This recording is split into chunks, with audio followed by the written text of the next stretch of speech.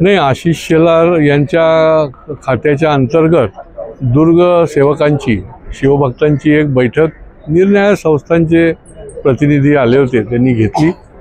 आशिष शेलार यांनी एक चांगलं काम केलेलं आहे, त्याचा आम्ही सत्कार देखील केला सह्याद्री प्रतिष्ठानने, की 12 किल्ले, गड किल्ले हे जागतिक वारशामध्ये यावेत, त्याच्या दृष्टीने त्यांनी काम सुरू केलेलं आहे।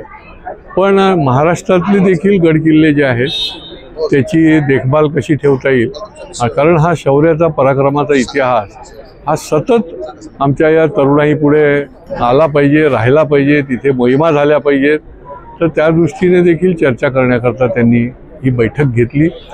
याच्यातलं विशेष म्हणजे महाराष्ट्राच्या बाहेर देखील जे छत्रपती शिवाजी महाराजांचे किल्ले आहेत त्या किल्ल्याच्या संबंधी देखील ते कसे संरक्षित करता येतील किंवा त्या ठिकाणी देखील कशा पद्धतीने काम करता येईल या संबंधामधली देखील चर्चा झाली।